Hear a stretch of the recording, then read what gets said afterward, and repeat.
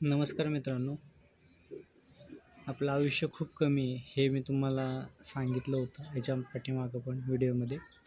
तर मित्रांनो, आपलं आयुष्य खूप कमी आहे हे तर आहेच, पण ते आयुष्य आपण हाताने का कमी करत असतो? तर आपल्याला काही कोणाची ट्रीटमेंट चालू असेल किंवा काय असेल किंवा कोणाला BP शुगरच्या गोळ्या चालू असतील, तर काय होतं की आपण गोळ्यांकडे दुर्लक्ष करतो. आणि प्लीज कृपा करून गोळ्यांवर दुर्लक्ष नका करू. प्लीज कृपा करून गोळ्या टायमिंगवरती खावा.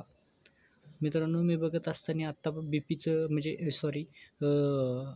पॅरालिसिस आणि अटॅकचं म्हणजे एकच येते अटॅक आणि पॅरालिसिस.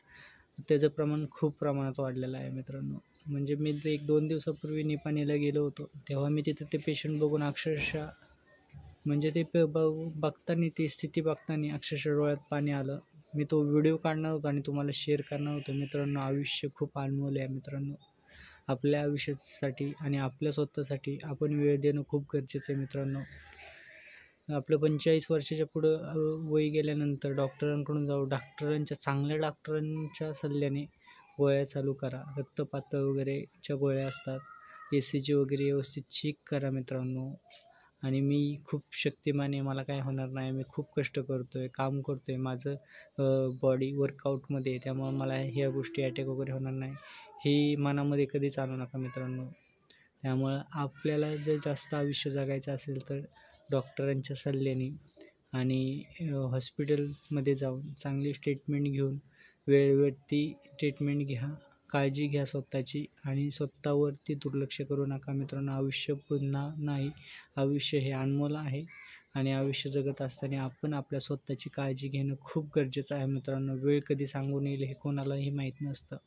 त्यामुळे आपल्या जे कोणाला गोळ्या चालू असतील तर त्या वेळेवरती खाण्याचा प्रयत्न करा. गोळ्या चुकवू नका. एक दिवस गोळी खाल्ली नाही म्हणजे मला काय होत नाही असं मनामध्ये प्लीज आणू नका मित्रांनो.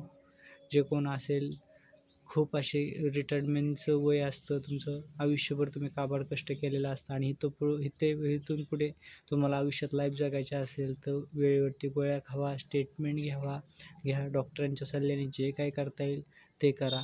पण मित्रांनो, अंगावरती काढू नका. पहिल्यासारखं राहिलं नाही मित्रांनो. पहिला काळ वेगळा होता, आत्ताचा काळ वेगळा आहे. काही खाल्लं, पेनकिलर खाल्ली, झोपला, आराम केलं, बरं होतं असं नाही. कुठलीही गोष्ट असेल अंगावरती काढू नका. लगेचच्या लगेच डॉक्टरला दाखवण्याचा प्रयत्न करा. जे काय आपण खातो हे आता पहिल्यासारखं आयुर्वेदिक राहिलेलं नाही. सगळं भेसळ झालेली मित्रांनो. आयुर्वेदिक गोष्टी तुम्हाला आपल्यापर्यंत नाही पोचत मित्रांनो. त्यामुळे आयुष्य पण कमी झाले मित्रांनो. आपण स्वतःची काळजी घ्या. लहान तोंडी मोठा घास घेत आहे. जर माझं पटत असेल तर नक्की शेअर करा तुमच्या मित्रांपर्यंत. धन्यवाद मित्रांनो.